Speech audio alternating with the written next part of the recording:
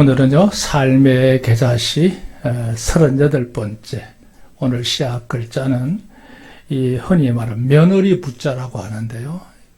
꼭 며느리라고 하는 말만 붙일 필요가 없습니다. 지엄이 부자라고도 하고 아내 부자라고도 합니다. 어쨌든 오늘은요, 이 아내의 역할에 대해서 함께 나누려고 합니다. 여기 제목도 그랬죠. 지엄이 그리고 아내 이렇게 해놨습니다. 자, 재미있는 것은 이 며느리 부자에 대한 그 글자의 모양이 참 흥미롭습니다. 왜냐하면 여기 가꿀 문자의 모양을 보면 앞에 있는 모양은 이게 빗자루, 비추거든요. 비추. 쌀의 때를 엮어가지고 마당을 쓸 때 사용하는 빗자루 있잖아요. 그 모양이 앞에 붙어 있고요. 뒤에 모양은 모양새가 좀 그런데요. 이 여자를 형상화한 형태예요. 그러니까 쉽게 말해서 여인이 빗자루를 들고 있는 거다. 이게 소위 말하면 며느리 부자의 원형입니다. 그러다가 이제 이게 역사가 진행되어 오면서 조금씩 이제 다듬어지면서 나왔던 글자가 머리를 묶고 비녀를 꼽고 뭔가 일을 하는 아낙네를 의미하는 글자예요. 그러다가 앞에다가 이제 계집여자를 붙여서 며느리 부자가 된 거예요. 뭐 복잡한데요. 자, 문제는 이 며느리라고 하는 말이 이제 의미가 중요합니다. 우리나라에서는 이 며느리라는 해석에 대해서 학자들의 의견이 분분합니다. 원래 아내의 역할은 뒤치다꺼리 하면서 집안을 돌보는, 관리하는 내조자다. 이런 의미가 바로 이 글자의 원형이라고 생각합니다. 근데 그건 우리 동양적인 해석이고요. 성경에서 오늘 본문에도 나옵니다만 하나님께서 이 여인을 지을 때에 아담으로 하여금 혼자 사는 것이 결코 바람직하지 못하다. 그에게도 돕는 배필을 지어줘야겠다. 그 배필이란 말이 다른 말로 쉬운 말로는 짝입니다. 짝. 예, 하나가 부족함을 보완하기 위해서 둘을 합쳐서 온전한 하나를 만든 짝이에요. 그 짝을 이루었다. 그런 말을 쓰잖아요. 돕는 배필이다. 그렇게 함으로써 이제 정상적으로 사람이 재구실을 해나갈 수 있는 관계를 의미할 때 이 부부관계, 가정을 이루는 것을 의미한다. 이렇게 보시면 돼요. 그게 성경적인 의미가 제일 바람직하고 합당한 것이죠. 제가 왜 이렇게 얘기하느냐면 이 삶의 계자시 7단계에 들어와서 우리가 나누는 얘기가 바로 뭐냐면 이 가족관계에서 저마다의 자기 자리가 있거든요. 그 본분을 어떻게 감당하는 게 성경적인가 그런 점을 우리 다시 한번 건드리는 시간이니까요. 여러분 참고하시면 되겠습니다. 자, 오늘은요. 이 가정에 대한 두 번째 정의를 한번 들어가 보려고 하는데요. 여기 우선 1대지 한번 보세요. 하나님의 창조의 가정에서 최종적으로 마지막이죠. 예, 사람을 하나님이 지으셨잖아요. 그 지으신 목적은 만물을 대표하는 자입니다. 흔히 이름하여 만물의 영장이라고 그래요. 그러니까 만물에 있어서 그 모든 것을 관장하고 주도할 수 있는 지휘자를 의미합니다. 그 영장이에요. 그 존재로 지으신 게 사람이잖아요. 사람은 몸집은 작고 생육하는 속도는 비록 더딜지라도 예, 이 지구상에서 사람을 능가할 수 있는 생명체는 없지요. 없습니다. 사람이 다 주관합니다. 왜? 하나님은 사람에게 그 모든 것을 다스릴 수 있는 특별한 능력을 부여하셨기 때문에 가능한 거예요. 이건 인간만이 유일합니다. 그 사람이 영장이란 뜻이에요. 그 영장의 최초 영장으로 지음받은 사람이 바로 우리가 잘 아시는 대로 아담과 하와입니다. 부부입니다. 이 짝입니다. 그렇게 해서 그들로 해서 1차적으로 번성케 하는 수단을 삼으신 거죠. 그 자식이 태어나지요. 원래 그 며느리라고 하는 말의 그 며느리의 의미에 또 숨겨진 하나의 의미는 뭐냐 하면 그냥 집안에 들어와서 허드렛 일이나 하고 뒤를 봐주는 한 아낙네만 의미하는 뜻이 아닙니다. 사실은 그거는 좀 천시하는 경향에서 온 표현이고요. 실제는 그 귀한 존재라는 거예요. 이 가문을 번성케 하는 근본이라는 의미예요. 예, 자식이 이제 번성해서 그 가문을 이루려고 하면 아내 역할이 중요한 겁니다. 그 남자는 혼자는 아무것도 할 수 없어요. 그 여인이 이제 짝이 되면서 그 가정에 이제 번성함을 이루게 되는 거란 말이에요. 그리고 이제 번성하면 이제 연계된 영광이 번창이에요. 예, 그 모든 것이 이제 잘 돼가지고 유복해지는 가정을 말할 때 번창한다 그래요. 그 번영은 뭐냐? 그렇게 되면 그 가정에 이제 아름다움이 깃들게 되고 많은 영광들이 만들어지잖아요.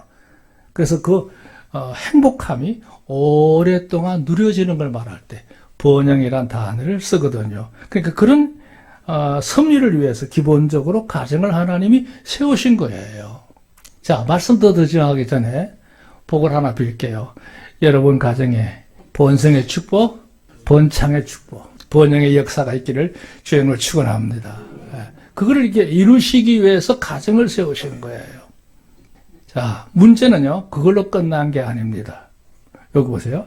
일반적인 피조물과는 구별돼야 되게. 하나님께서 일반 피조물에게 생육하고 번성하며 땅에 충만하라 그랬잖아요. 그 다음에 이제 그 모든 것을 정복하고 다스리라고 그랬는데 그게 바로 그거예요. 일반적인 피조물과는 구별되게 매우 고귀하다. 소중한 가치가 있다. 이런 의미고요. 고결하다란 말은 아주 고상하면서도 정갈한 상태를 의미하고요. 고양하다 하는 말은 뭐냐면 그것이 자체가 한껏 더 올라가서 격이 다르게 변화되고 발전한 상태를 말하는 거예요. 그런 상태를 이루시기 위해서 가정이란 제도를 사람에게 세우신 겁니다. 물론 일반 동물들도 다 짝이 있어서 번성하고 번영을 이루기는 합니다만 그들은 굉장히 유동적인 게 많아요. 근데 사람에게는 그렇지 않죠. 사람의 가정은 고요하게 그 아름다움을 참 남다르게 유지하고 있는 게 사람의 가정 제도라고 할 수 있어요. 이는 가정을 통해서 하나님께서 이루시고자 하는 뜻이 있어요. 여기 이제 궁극적인 뜻이에요. 그게 뭐냐? 사람이 꼭 갖춰야 될 기본적인 가치를 가지고 살아갈 수 있도록 교양이 있게 하시고 교의, 주된 여러 가지 많은 도리와 이치를 깨닫고 진리를 품은 자가 인간 아니에요?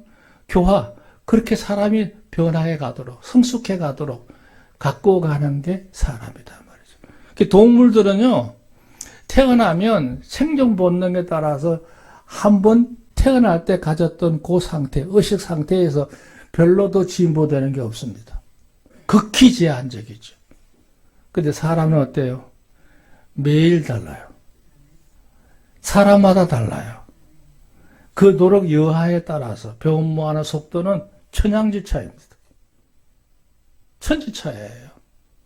그러니까 사람의 용모가 중요한 게 아니고 내면에 어떻게 그 사람의 모습을 가꾸느냐에 따라서 사람은 격이 다른 겁니다.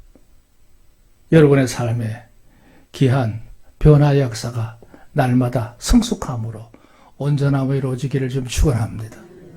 하나님의 사람들은요 세상을 살할 때 이런저런 요령으로 익숙한 사람이 필요한 게 아니에요. 바른 가치관으로 잘 다듬어져서 훈련되어져서 그것이 자신의 인격화되고 그 사람 자신이 그 모습으로 살아가는 자로서 성숙한 자가 되어야 될 줄로 믿습니다. 요령껏 사는 자가 필요한 게 아니고 제대로 익어진 사람이 필요하다는 얘기예요. 그게 우리 인생의 모습인 거죠. 자, 두 번째 볼까요? 한 단계 올라갑니다. 가정을 이루는 데 있어서 중요한 요소예요. 기초. 기초는 뭐예요? 바닥이란 얘기죠. 모든 것의 토대를 의미하는 거예요. 기조, 어떤 흐름의 방향이나 주된 역사를 말할 때 그 기조라고 그래요. 기선이에요. 그 모든 걸 진행해 나갈 때 아무렇게나 가는 게 아니고 일정한 어떤 뜻을 정해 놓고 그걸 기점으로 해서 자는 거예요. 쉽게 예를 든다면요.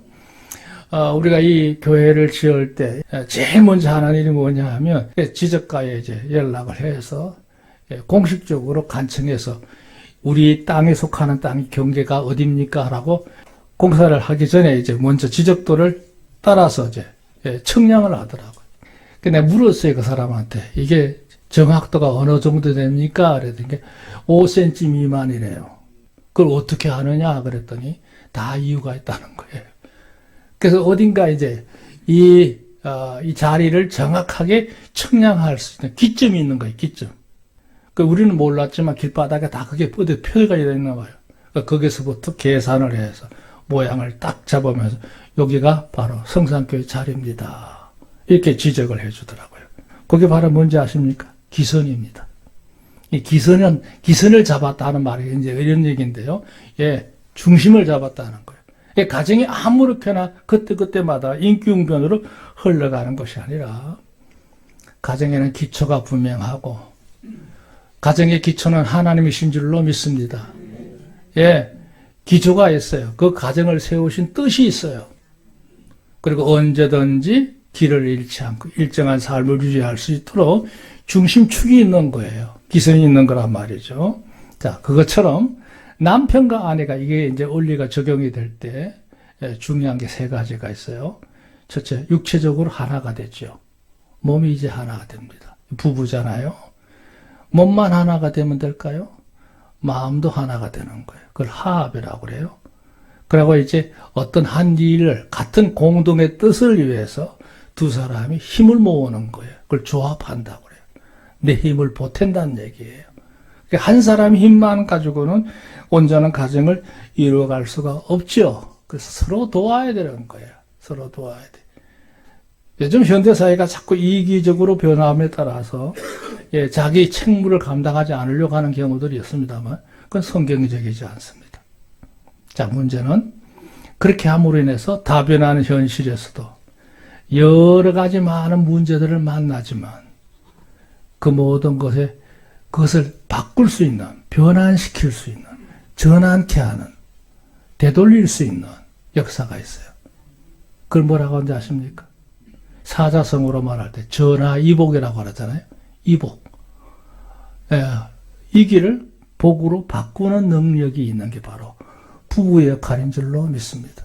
그러니까 부부는요, 어떤 어려운 문제가 닥쳤을 때 그것 때문에 주저앉지 않습니다. 두 사람이 힘을 합치게 되면 놀라운 이복의 역사가 일어날 줄로 믿습니다. 뿐만 아니라 홍복이라는 말은 뭐냐면 예, 그걸 분량을 키운다는 뜻이에요. 복된 일을 더 영광스럽게 더 키우는 거. 자, 그래 욕심 하나 더 넣었는데 영복이라는 말을 했어요. 그걸 영원히 누린다는 뜻도 있지만 하늘까지 연결되는 걸 말할 때 영복이라고 그래요. 그 영화로운 복으로 변화돼 가는 거. 영복. 세상적으로 말할 때는 홍복으로 끝나면 돼요. 그러나 우리는 영복까지 가야 될 줄로 믿습니다. 자, 어려운 말만 얘기했는데요. 특히 보세요. 그럴 때 참 중요한 게 바로요. 아내의 역할이 중요합니다. 물론 한 처자로서의 역할도 아름다워야 되지만 그가 이제 짝을 찾아서 가정을 이루게 됐을 때 더더욱 필요한 게 이거예요. 현숙함이에요.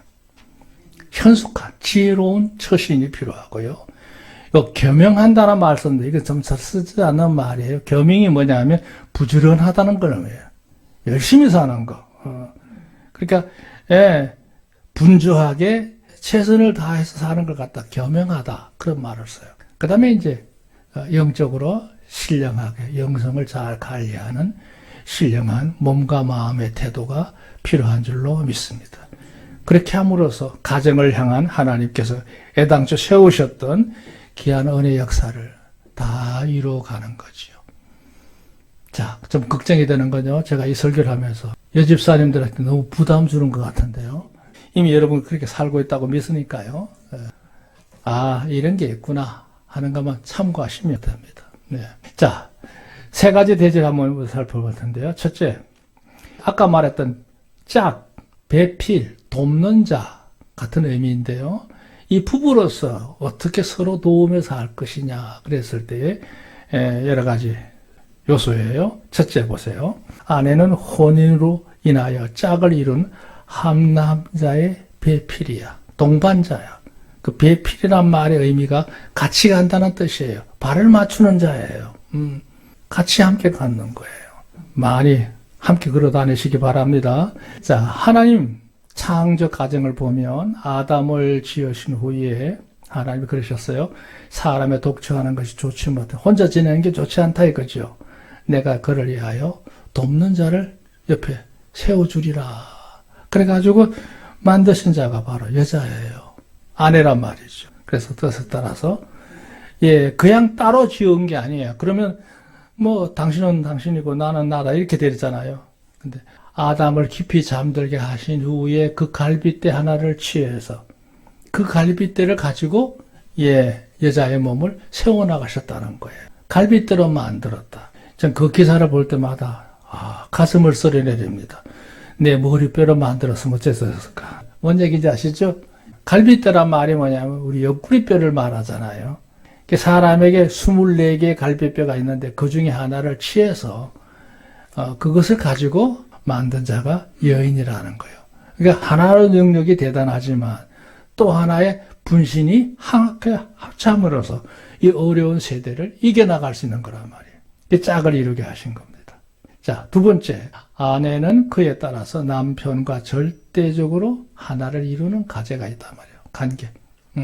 서먹한 관계가 아니고 절대적으로 한 마음으로 한 방향을 바라보면서 같은 일을 하는 자가 바로, 같은 의미를 추구하는 자가 바로 이 부부지요. 그러니까 서로 역량이 다를지라도 마음이 갈라지거나 다른 방향을 각각 쳐다보거나 그러면 안 된다는 얘기죠.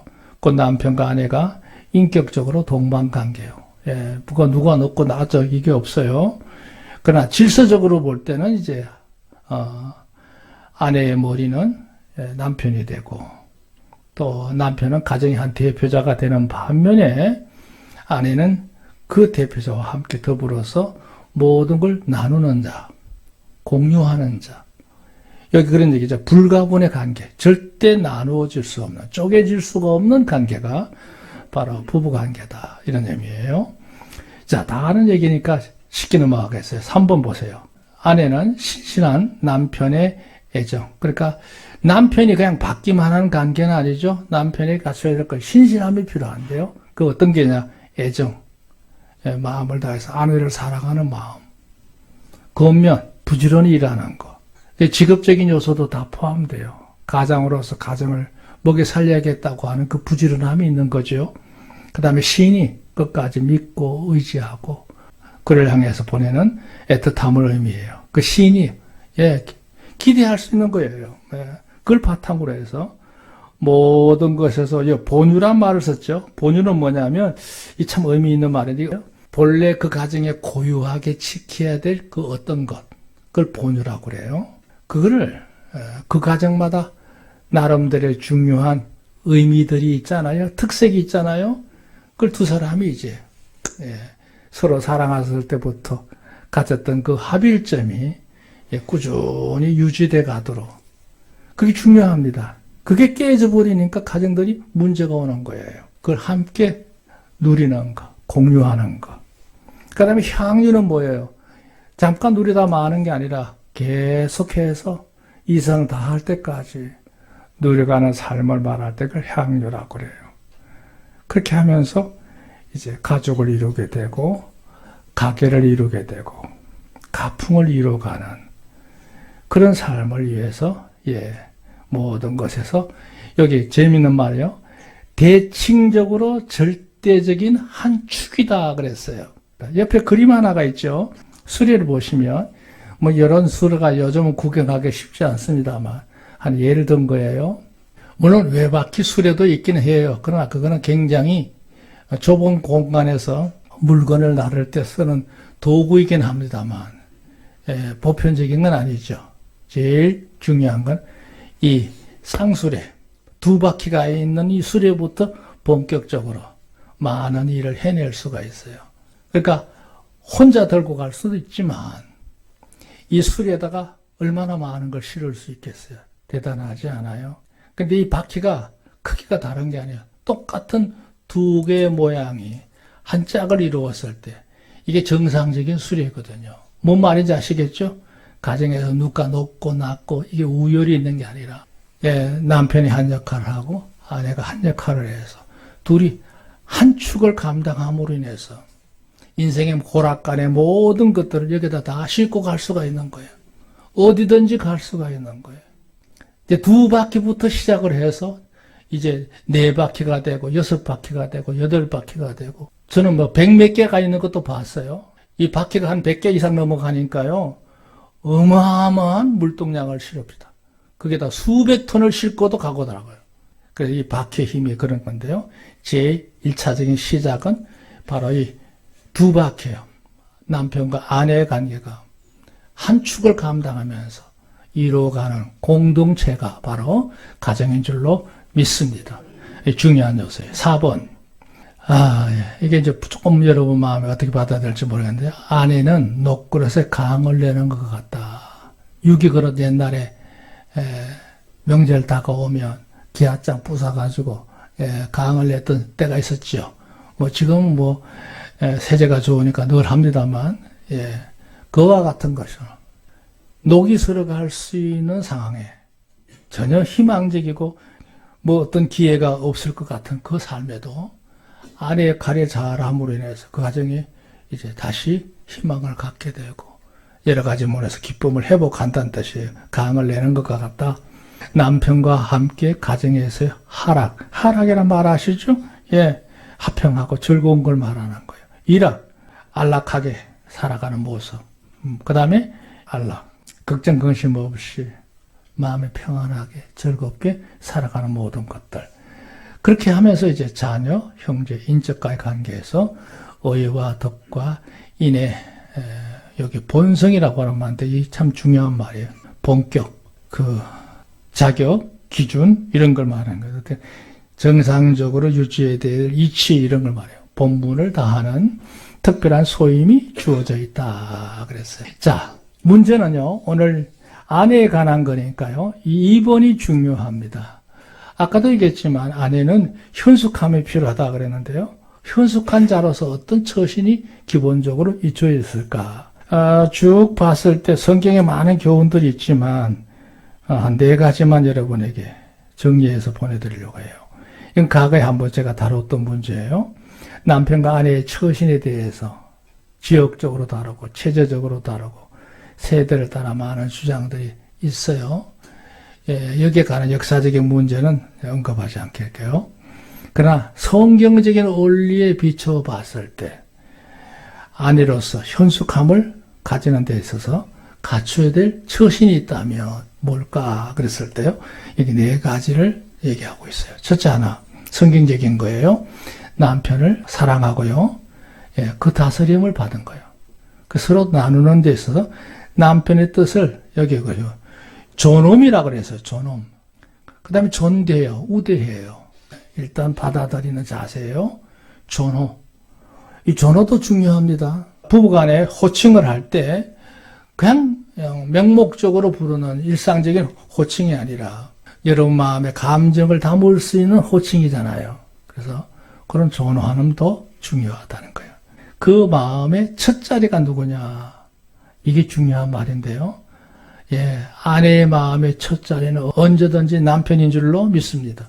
물론 신앙적으로 하나 앞에 바로 사는 것도 있지만 아내의 마음속에 사랑하고 바라보는 첫 번째 자리는 무엇보다리죠. 남편이죠. 기본적으로 건강하고 그렇게 해서 이제 스스로 자존하게 되고 자기의 존재를 찾는다는 얘기예요. 그리고 자기의 중심을 지키게 되고 또 내 세계를 펼쳐가는 삶을 이룰 수가 있다 그랬어요. 자, 두 번째는요. 역시 마찬가지죠. 자식을 양육하고 가정을 돌보는 일에 아내 역할이 빼놓을 수 없죠. 여기 재밌는 말을 써요. 아내의 마음의 두 번째 자리가 자식이다. 제가 이걸 강조하는 이유가 있어요. 제가 지금까지 목회해오는 동안에 가정의 대부분의 문제에서 제일 많이 생기는 부분이 그거예요. 자식을 사랑하는 건 좋은데 자식의 자리가 남편보다 높은 데 있을 때 그 가정이 평화롭지 않더라고요. 그래서 제가 오늘 일부러 걸러놓은 거예요. 아내의 마음의 첫 자리는 누가 뭐래도 남편이고 두 번째 자리가 자식인 거예요. 아멘 하세요. 무시받을 만한 일이 있을지라도 성경적인 질서는 그렇다는 얘기예요. 하나님께 주신 기업이자 상급으로 양육함에 있어서 인성도 그렇고 가치관도 그렇고 행습을 이렇게 심어주는 데 있어서 사실은요 아버지보다도 엄마 역할이 큽니다. 자식에게 절대적인 모판이죠. 세 번째가 이거예요. 여인으로서 해야 될 기본이죠. 자신을 순결하고 고상함을 지키는 거예요. 자기를 잘 깨끗하게 관리하는 거예요.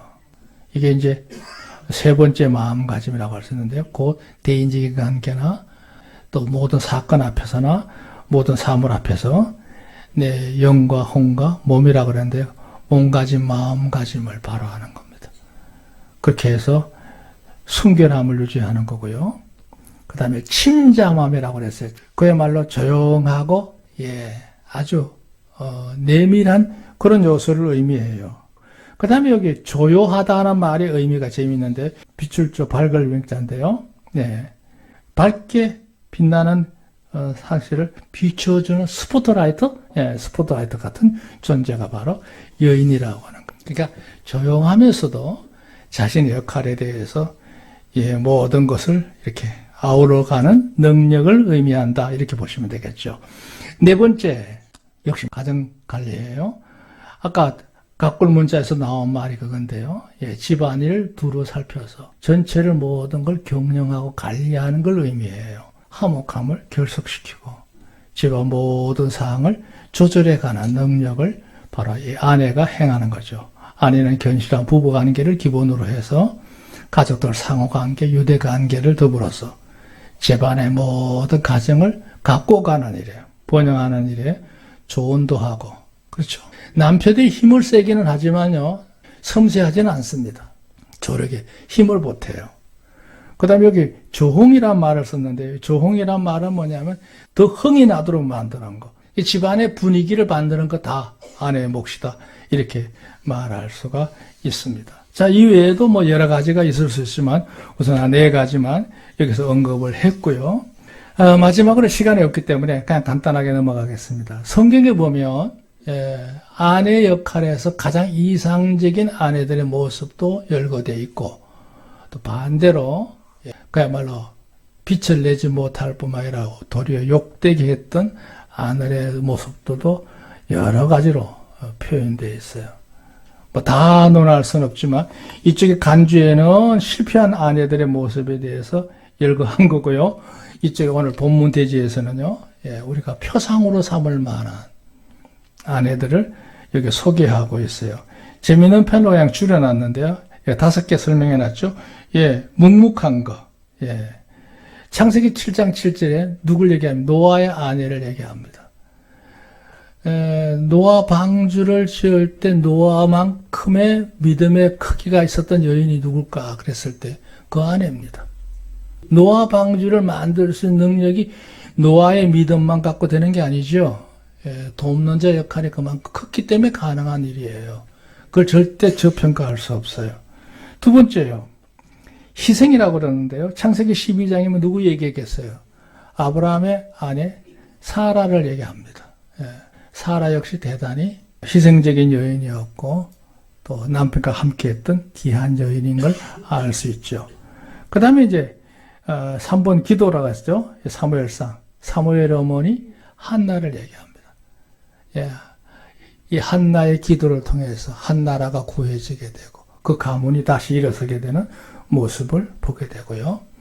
그 다음에 네 번째, 현명하다고 그랬는데요. 사무엘상 25장에 아비가일이라는 여인이 나와요. 아비가일. 나중에 다윗의 아내가 됐던 사람이에요. 아비가일. 여기에 대한 일화도 많습니다. 그 다음에 이제 5번, 경건한 여인이었다. 누가복음 1장 5절에 보면 사가라의 부인 엘리사벳 얘기가 나오죠. 그런 정말 기도하는 여인이었고 그 축복으로 인해서 요한을 낳았던 어미가 됐던 것을 알 수 있어요. 뭐 이런 여러 가지 성경적인 표상들이 있는데 여기 관련된 얘기를 하려고 하면 뭐 끝도 없기 때문에 이렇게만 요약을 할게요. 이쪽에 참고적으로 하나만 더 하고 말게요. 성경적으로 아내를 표현할 때 뭐라고 요약을 할 수 있느냐 한번 참고해 보세요. 이쪽에 첫째 하나는 아까 얘기한 것처럼 내내 얘기한 거예요. 돕는 배필이다. 남편과 함께 더불어 인생을 살아가는 데서 더할 나위 없는 좋은 동반자다. 짝이다 이거죠. 돕는 배필. 두 번째는 포도나무야. 그렇죠? 감옥을 심었는데 열매가 없으면 뭐가 되겠어요? 한 가문의 가정을 번성케 하는 데 있어서 아내 역할이 그만큼 소중하다는 걸 의미해요. 그 다음에 세 번째는 또 다른 면인데요. 약한 그릇이야. 우리 인간은 어차피 흙으로 만든 존재이기 때문에요. 옹기 그릇은 부닥치면 깨져요. 그래서 서로 존중하고 배려하고 아끼는 마음가짐이 필요한 관계가 부부 관계인데, 예, 이상하게도 인간관계에서 제일 상처를 많이 받는 곳이 부부 관계이기도 해요. 왜냐하면 늘 같이 사니까 그럴 수도 있고, 네, 하는 역할이 다르다 보니까 그걸 조율을 못하면 불협화음이 생기거든요. 그래서 남편과 아내 관계에서 지혜롭게 잘 하나가 돼서 화합을 이뤄가는 역사가 있기를 주님을 축원합니다. 저는 4번을 제일 좋아합니다. 그게 뭐냐? 여인은 값진 진주와 같아. 그러니까 이 값진 진주를 만드는 책임이 남편에게 있죠. 귀한 존재인 줄 모르고 천시하다 보면 문제가 생길 수 있는데요. 아내의 가치를 높이고 낮추는 것은 남편의 역량이 큽니다. 그래서 가정마다 모든 아낙네들은 보석이에요. 자, 오늘 두서없이 아내 역할이 이런 것이로구나 하는 것에 다시 한번 우리가 나눠봤습니다. 하나의 역사가 늘 함께 하시기를 우리 주의 이름으로 축복합니다.